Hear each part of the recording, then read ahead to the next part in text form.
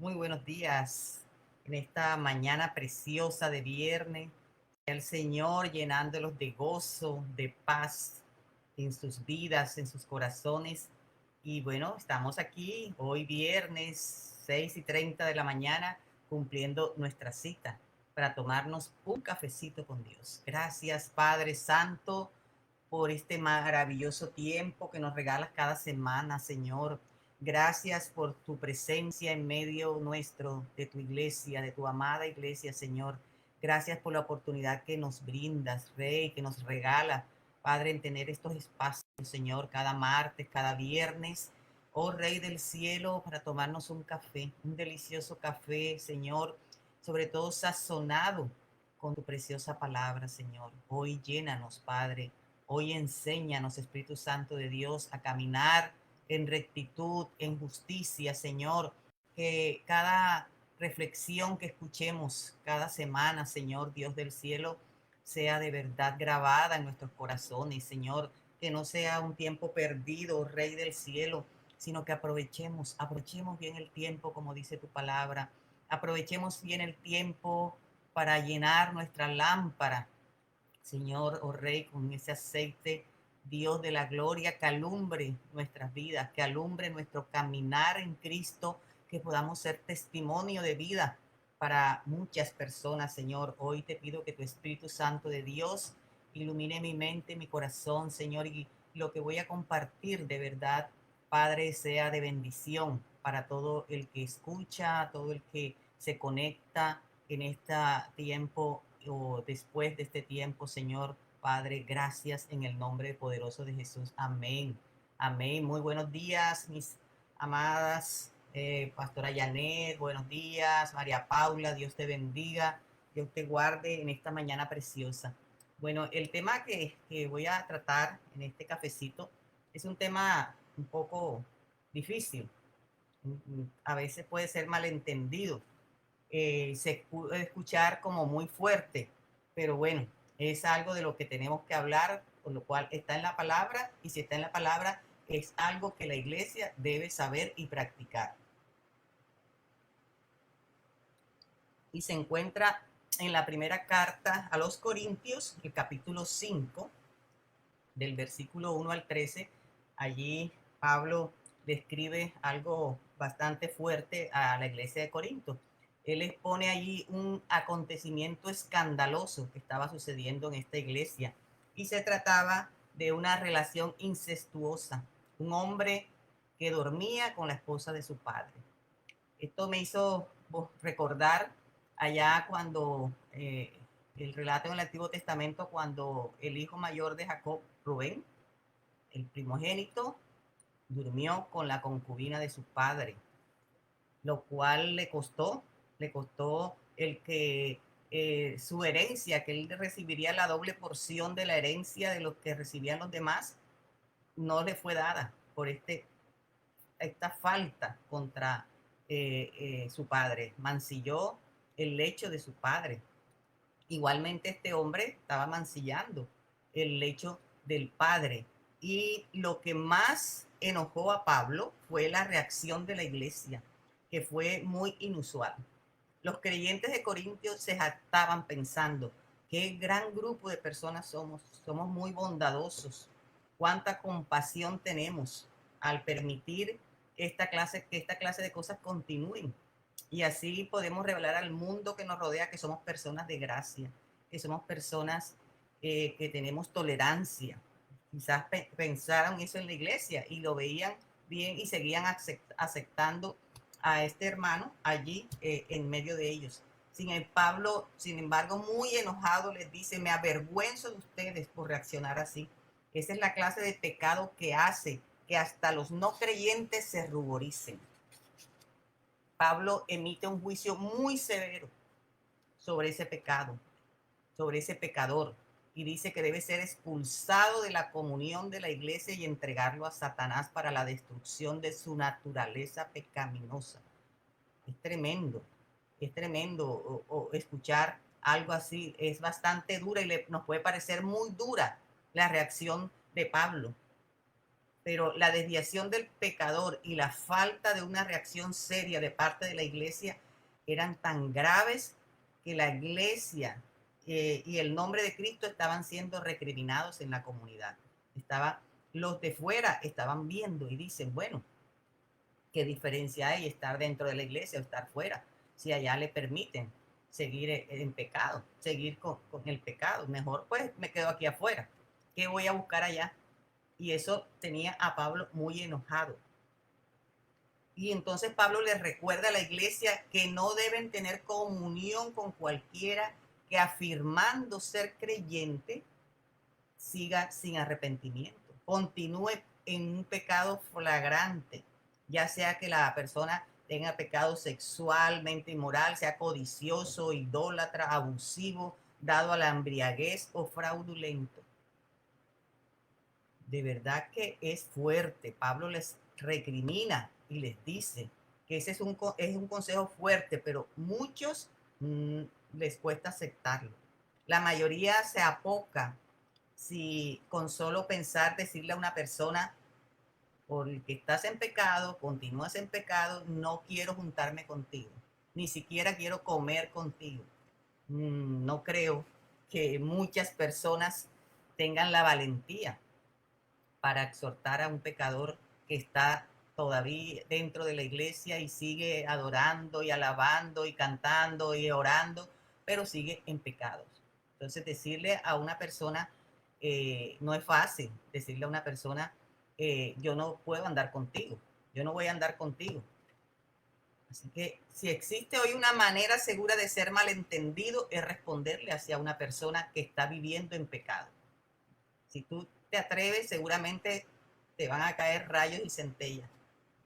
Porque la verdad que decirle estas palabras es bastante difícil. Y generalmente entonces uno excusa diciendo es que Dios odia el pecado, pero Él ama al pecador. Tenemos esa frasecita que algunos dicen que la palabra lo dice y resulta que la palabra no dice eso. Que Dios odia el pecado, pero Él ama al pecador. Él ama. Entonces, ¿cómo vamos nosotros a usar, condenar a esa persona si el Dios lo ama? Y eso es lo que en realidad decimos. Y la palabra no dice eso. Sin embargo, encontramos disciplina. Debe haber una disciplina, como está en las escrituras. Debemos darnos cuenta de que se necesita tener parámetros. Se necesitan tener parámetros en la iglesia. Y podemos ver a través de las escrituras, de todas las cartas que Pablo le escribió a las iglesias, que pocas veces Pablo aplicó este método tan severo. Porque todo depende de las circunstancias, ¿verdad? Es esencial recordar que la meta de toda disciplina es instarlo a la persona al arrepentimiento, para que el pecador pueda ser restaurado. Y demasiadas personas olvidan eso. Tampoco es que se coja a la persona, se le hable, se le diga y luego se le olvide. No, hay que darle una disciplina de modo que esa disciplina lo lleve al arrepentimiento, que él pueda mirar su pecado, reconocerlo y arrepentirse. En nuestros días el corazón se quebranta cuando la iglesia se convierte en objeto de burla. A nosotros debe quebrantarnos el corazón. Debemos sentirnos el corazón triste, quebrantado cuando la iglesia se convierte en objeto de burla por las personas del mundo. Porque las personas del mundo están viendo, están mirando y dicen, bueno, y ven a esas personas que van a la iglesia, los ven en sus delitos y pecados igual. No son testimonios, siguen igual. Y entonces la iglesia por eso es criticada. Le tiran piedras a la iglesia. Porque dicen, ¿qué está haciendo esa persona ahí? Eso que es cristiano, eso que es cristiano. Entonces está siendo, la novia de Cristo está siendo objeto de burla. Y igualmente nuestro Señor Jesucristo, porque le restan importancia a las acciones o situaciones profundamente pecaminosas y dicen simplemente somos humanos. Esa clase de cosas pueden ocurrir. La carne es débil. Así, entonces, le pasamos el pecado a la persona. Las cosas son así en los tiempos que vivimos. Es muy difícil apartarse del mundo. Entonces hay que sobrellevar la persona hasta que, no sé hasta cuándo. La iglesia como un cuerpo debe tratar el tema del pecado con seriedad. Sin embargo, cuanto más efectiva sería si cada uno de nosotros tomara en serio el pecado en nuestra propia vida antes de perder el control. La disciplina de la iglesia no tendría que aplicarse si cada creyente fuera muy cuidadoso en su caminar cristiano. Si cada uno de nosotros nos hiciéramos responsables de nuestro pecado. Si ya estamos allí y reconocemos nuestro pecado, si cada uno de nosotros de verdad nos arrepintiéramos de verdad y nos apartáramos del pecado, pues no habría necesidad de aplicar ninguna disciplina en la iglesia.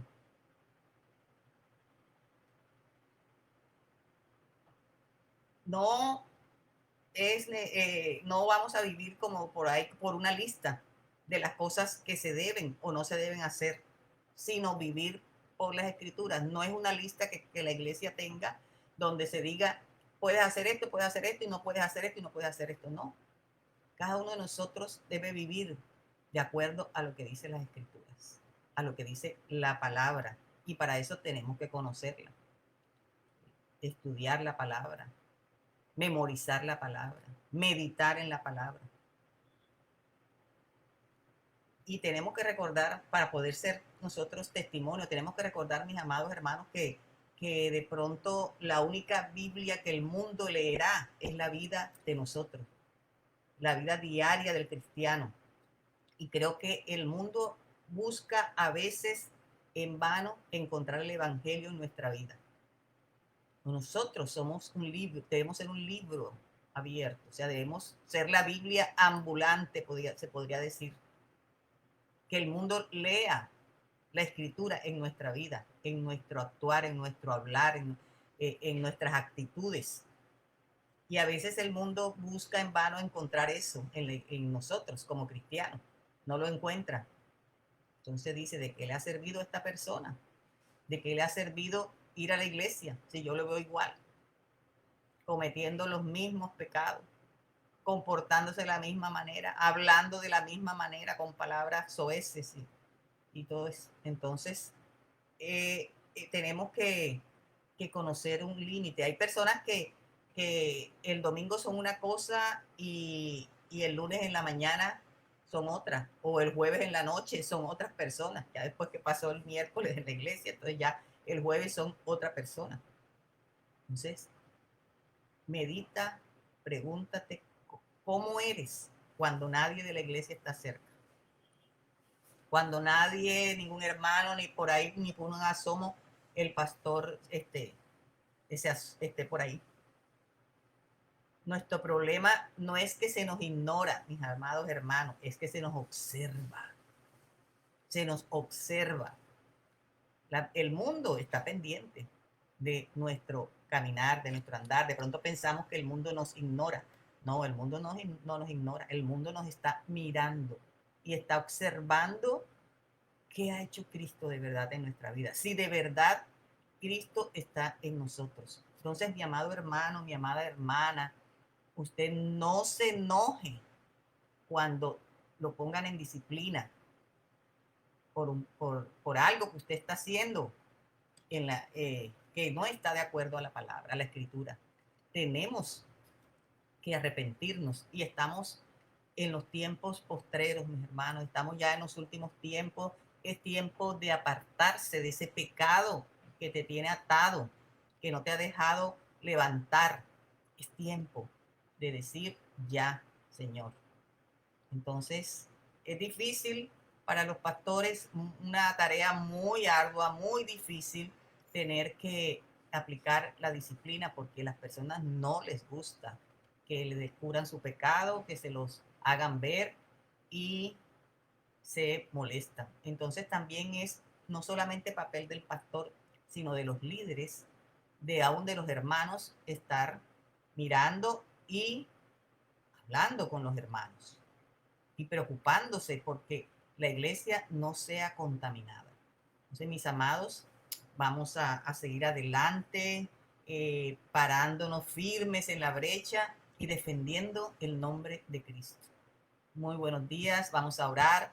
Padre precioso, gracias Señor, gracias Padre del cielo por nuestras vidas, gracias Padre de la gloria, Señor, por amarnos, por cuidarnos, por querer, Señor, que sigamos firmes, que sigamos derechos, Señor, que no nos desviemos ni a derecha ni a izquierda, oh Rey del cielo, sino que caminemos, Señor, Padre del cielo, en ese camino que Cristo nos ha dejado, Señor. Fortalece la iglesia, fortalece a Casa de Oración Pan de Vida, fortalece a cada uno de mis hermanos que puedan reconocer su pecado, Señor. Dales fuerza, Espíritu Santo de Dios.